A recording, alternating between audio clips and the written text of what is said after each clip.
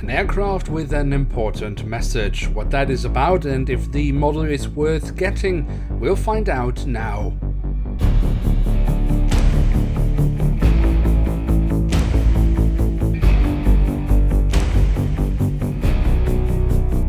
And with that, welcome to a new episode of Review, where we today will take a closer look at an Airbus A320-200 of Lufthansa. At the front of the box we have a really lovely image of the aircraft in real life and the Lufthansa branding. Now, this aircraft model was originally announced with a release date for 2019, it then got delayed and then finally was released in 2020, but that of course means it is following the current design for the boxes. That means the only thing of interest on the back side we have here is really the image that we already have at the front of the box.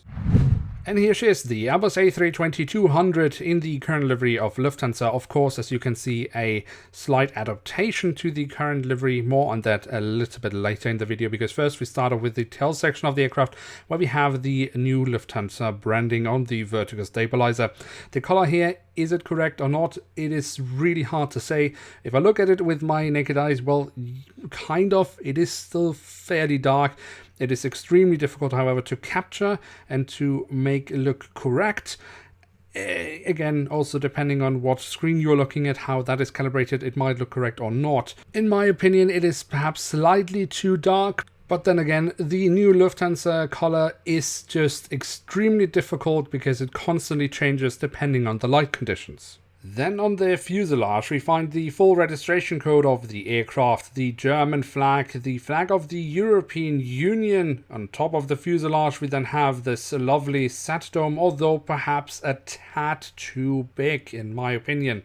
At the very back of the aircraft we then also have a little bit of detailing around the APU exhaust.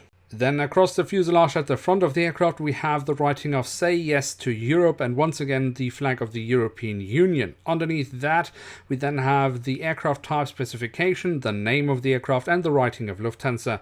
We do of course also have the Lufthansa insignia and the Star Alliance logo, of which Lufthansa of course is a founding member. Otherwise the detailing around the cockpit section is at its bare minimum. We have the cockpit windows and the window wipers printed on, that's all here. The engine nacelles have been kept in all white, just as most of the fuselage, but they do look rather decent. Of course, if we look from the backside, I think that looks really nice. And of course, if we look into the engines from the front, we can then see the engine fan blades very nicely. On the fuselage, just above the wings, we then also have the emergency exits printed on, and that leads us straight to the wings because they are actually also quite nicely detailed. If we look here at the top side, we can see the different flaps, slats and spoilers carved out very nicely, and of course we also have the markings for the emergency exit. The underside of the wings looks pretty decent as well in my opinion. Also the winglets, or should I more correctly say wingtip fences, look very nice on this aircraft model. Then a quick look at the landing gear here. The main landing gear underneath the wings also reveals that Herpa has done a fairly decent job with that. I really can't complain either with the front landing gear. I think that looks rather good as well. And of course, last but not least, we do also have the doors to the cargo compartments printed on here on the backside of the aircraft and here at the front of the aircraft. So there we have it, the Airbus A320-200 in the new Lufthansa livery, although in the Say Yes to Europe adaptation of that livery. But what is this Say Yes to Europe all about? Well, the livery was applied on the aircraft just for a short period of time leading up to the European parliamentary elections. And it was a clear statement from Lufthansa supporting the European democracy and the European project. So a very important message. But is the model then living up to this big message that it is carrying around? Well, in my opinion, yes. I could find two small details that I was not entirely happy with. In the print, it was the flag of the European Union on one side of the fuselage.